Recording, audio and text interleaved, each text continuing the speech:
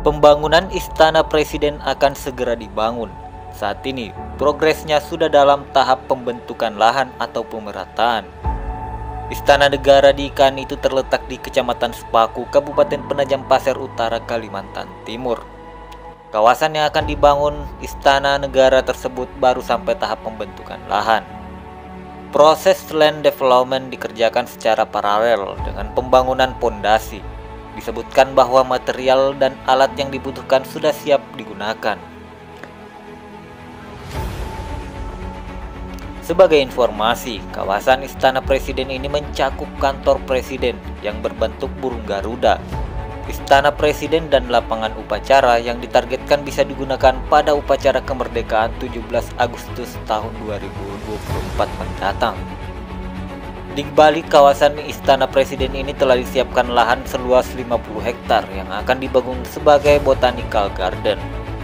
Selain itu, juga dibangun sekretariat presiden di mana akan dilakukan pekerjaan clearing dan grading sudah mencapai 65% dan secara keseluruhan mencapai 2,6%. PT Pembangunan Perumahan (TPK) menjadi pemenang tender pembangunan bangunan gedung kantor presiden di IKN. Nilai kontrak tender kantor presiden tersebut sebesar 1,56 triliun untuk harga penawaran dan pagu 1,93 triliun.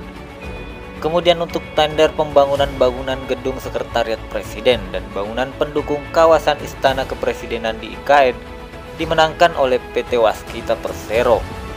Nilai kontrak yang disetujui adalah dengan harga penawaran 1,35 triliun dari pagu 1,38 triliun.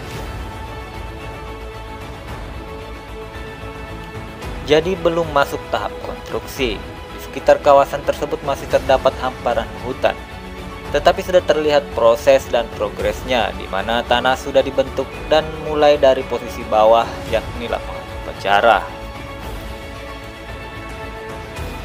Kemudian dari pondasi itu dibentuk lahan ke atas untuk menyambung ke Istana Negara. Pada lokasi Istana Negara nantinya akan dibuatkan patung Garuda yang rencananya mulai dibangun dalam waktu dekat ini. Istana Negara dengan logo burung Garuda itu menjadi yang paling tinggi di kawasan IKN. Target dimulainya pembangunan Istana Negara dijelaskan oleh Project Manager Istana Negara IKN Eko Arif Sofyan. Ia menjelaskan untuk awal pembangunan dimulai dari lapangan upacara yang akan dimulai dibangun pada Februari, sedangkan keseluruhan konstruksi akan dilaksanakan dalam waktu dekat ini. Sementara itu, Ketua Satgas Pembangunan Infrastruktur IKN, Danis Hidayat Sumadilaga mengatakan luas dari kawasan Istana Presiden sebesar 50 hektar. Nantinya ada lokasi embung air, lapangan upacara, botanical garden, kantor presiden, hingga Istana Negara.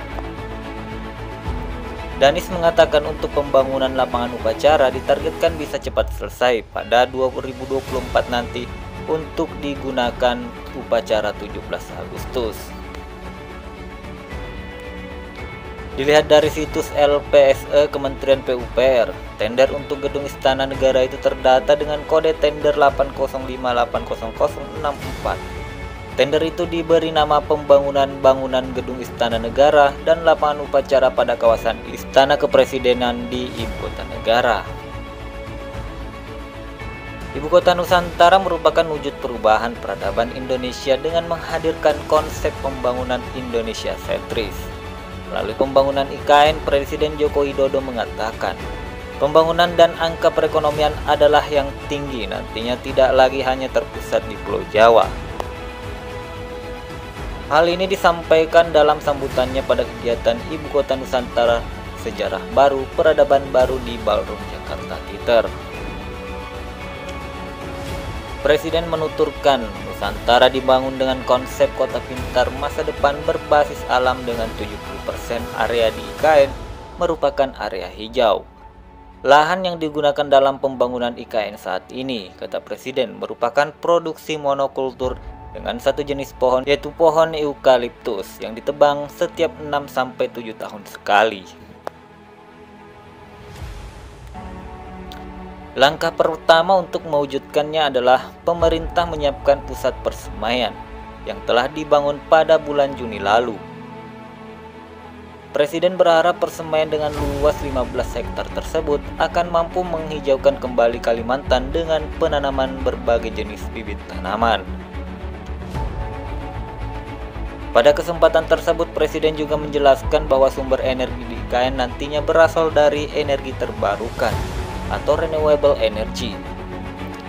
Termasuk dalam hal transportasi, kepala negara tersebut pemerintah akan mengembangkan teknologi kendaraan otonom berbasis listrik atau autonomous vehicle. Lebih lanjut, Presiden mengatakan bahwa budaya kerja yang akan dibangun di IKN nantinya adalah budaya kerja produktif.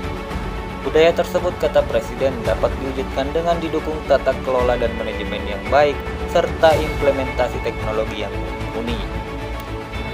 Nah, itulah informasi terbaru di IKN saat ini. Jangan lupa like, share, dan subscribe channel Borneo YouTube agar terus mendapatkan informasi baru di channel ini. Assalamualaikum warahmatullahi wabarakatuh.